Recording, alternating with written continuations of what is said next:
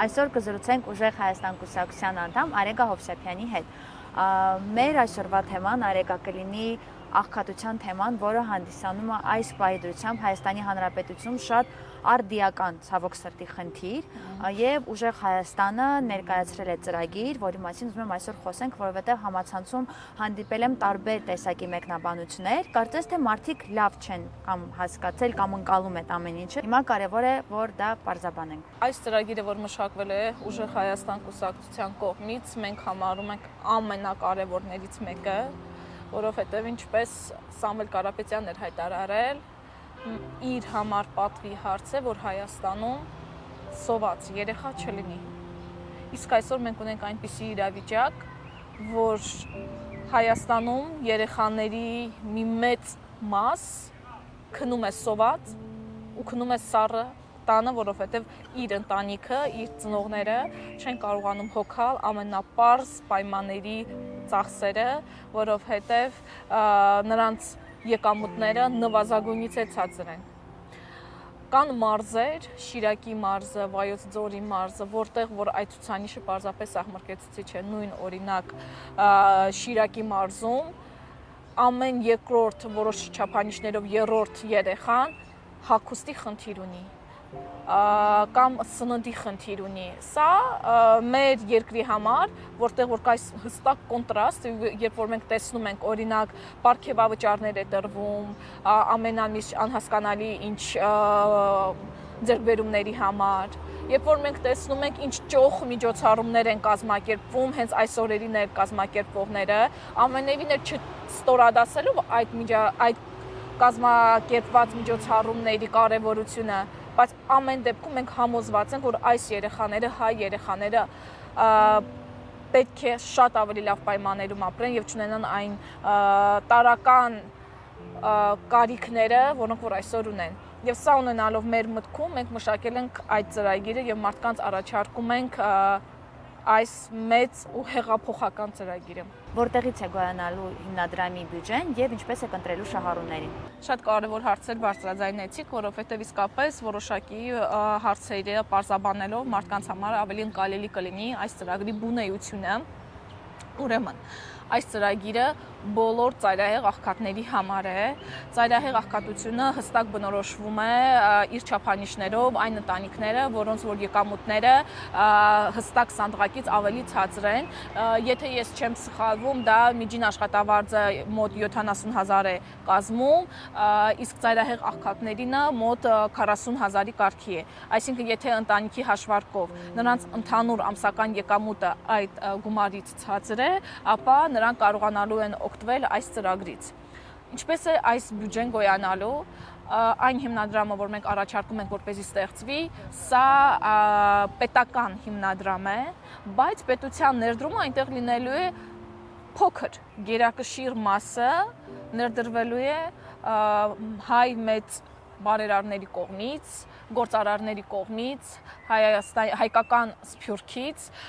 որովհետև մենք այդպիսով ոչ թե ծանրաբեռնելու ենք մեր պետական բյուջեն, այլ պետությունը իր որոշակի ներդրումն է ունենալու, բայց մեծ մասը գալու է մեր գործարարների ու այլ հիմնադրամների կողմից, կազմակերպությունների կողմից, իսկ ինչպես գիտեք, Սամվել Կարապետյանը շատ մեծ հեղինակություն ունի գործարարների շրջանում, Սփյուռքում, այնպես որ նա իր անձնական կապերը կարողանալու է շատ հեշտ օգտագործել, որպեսզի այդ մարդկանց ներգրավի, որովհետև ինչպես գիտենք, լինում է հաճախ այսպիսի հարցերում վստահելիության խնդիր, որ մարդիկ մտածում են, եթե մենք մեր գումարը ներդրում ենք, ապա ինչքանով ենք պետք է մենք համոզված լինենք, որ դրանք հասնելու են թիրախին։ Սա Հայաստանի համար շատ տարածված խնդիր էր լինում միշտ, բայց քանի որ Սամվել Կարապետյանը հենց ինքը երկար տարիներ բարեգործական կազմակերպության ղեկավար էր, հիմնադիր էր, քանի որ ինքը շատ լավ է հասկանում այդ ամբողջ մեխանիզմը եւ մարդիկ նրան վստահում են, այս հիմնադրամի գործունեության հաջողությունը արդեն իսկ անխուսափելի կարող ենք համարել։ Իհարկե կա նաեւ այլ խնդիր, արդարացի մտահոգություն, գուցե ինչ որտեղ քննադատություն այս պրոյեկտի, որ մենք առաջարկում ենք ծայրահեղ աղքատ ընտանիքներին ամսական 150,000 դրամ 5 հոգանոց բաղկացած ընտանիքին, այսպես նրանք մտահոգվում են այն բանով, որ այս մարդիկ կապամոտիվացվեն աշխատելու եւ կհարմարվեն այդ իրավիճակին։ Իհարկե այս մտավախությունը մենք էլ ունեինք, մինչ երբ որ քննարկում էինք այս ծրագիրը, բայց գիտեք, Սամվել Կարապետյանը մի շատ հստակ ուղերձ ու նպատակ ունի, դա այն է, որ Հայաստանում առաջնահերթ ու կենտրոնական պիտի լինի մարդասիրությունը։ Եթե այս քննադատողներից գնան ու գեթ մեկ օր ապրեն ծայրահեղ աղքատ ընտանիքների կենցաղով եւ օրով, վստահաբար նման հարց չէր առաջանա, որովհետեւ մեկ օրից ավել նրանք չեն կարողանա ապրել։ Մենք ունենք շատ մեծ հեռանկարային ծրագրեր եւս 300,000 աշխատատեղ, որի շնորհիվ նաեւ այս մարդիկ կարողանան նոր աշխատատեղերի մասին է խոսքը, դա շատ կարեւոր է, կկարողանան նաեւ աշխատանք գտնել, իրենց աշխատավարձը ստանալ եւ արժանապատիվ ապահովել իրենց ընտանիքը, բայց նրանք ավելի երկարաժամկետ, միջնաժամկետ ծրագրեր են։ Իսկ այս մարդիկ ամեն օր խնդիր ունեն հացի, այս երեխաները ամեն օր խնդիր ունեն հացի եւ մինչև մենք կարողանանք մեր տնտեսության զարգացումը ապահովել այնպիսի տեմպով, ինչպես որ մենք նպատակ ունենք եւ ինչպես որ մենք անելու ենք, այս մարդկանց առօրյա խնդիրները թեկուզ անգամ այս մինիմալ գումարով, իսկականից անգամ այս գումարը 150,000-ը, երբ որ մենք տեսնում ենք այսօրվա այս ծախսերը, բոլոր թանկացումները, ինֆլյացիայի աճը եւ այլն, մենք տեսնում ենք, որ անգամ այս գումարը կարող է չհերիքել այս մարդկանց, բայց գոնե ինչ որ միտեղ նրանք կարողանան առնվազն հացի խնդիր չունենան,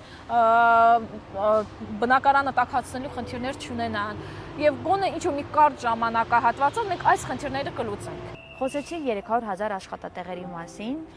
հիմնականում երիտասարդները, ոչ միայն երիտասարդները տեղափոխվում են, թողնում են իրենց փոքր քաղաքները, գյուղերը, մարզերը միայն այն պատճառով, որովհետեւ չունեն աշխատանք։ Արդյոք այդ 300,000 աշխատատեղը կբաշխվեն մարզերով։ 300,000 նոր աշխատատեղերը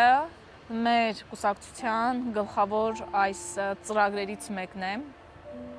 եւ այս ծրագրի տակ կան շատ հստակ հաշվարկներ, որովհետեւ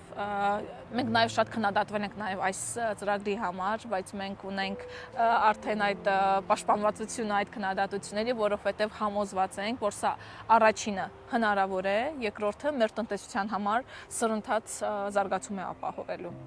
Նախ 300,000 աշխատատեղերը բաշխվելու են ոչ միայն Երևանում, այլ նաև մարզերում, ըստ մարզի համապատասխան։ Մենք ամեն մարզի, կարող եմ անգամ ասել, որ ամեն քաղաքի համար ունենք առանձին մշակված ծրագիր, պատկերացում, թե ինչպես այդ քաղաքը, մարզը պետք է զարգանա։ Օրինակ նույն Վայոց ձորի մարզը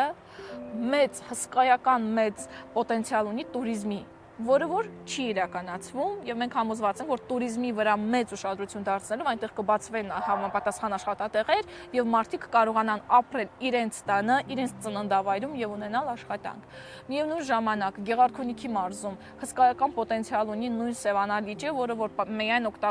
այդ պոտենցիալ օգտագործվում է միայն ամռանը մի քանի ամիս, այն էլ Սևանի սպეციფიკան հաշվի առնելով երևի մի ամիս մարդիկ որ կարողանում են գնալ։ Մենք առաջարկում ենք նաեւ առանձին ծրագիր հենց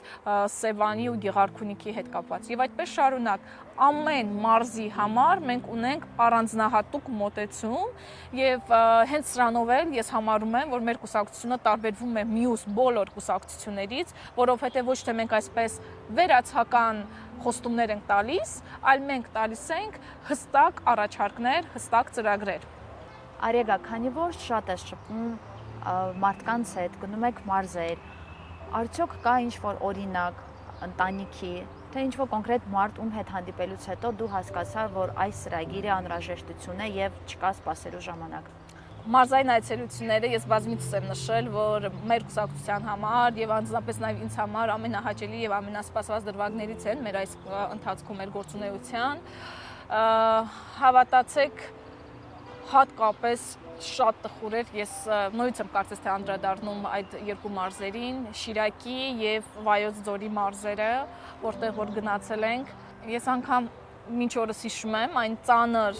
լռությունը, որ կար ավտոբուսում, երբ որ մենք Վայոց ձորում հանդիպումներ ունեցանք գյուղերում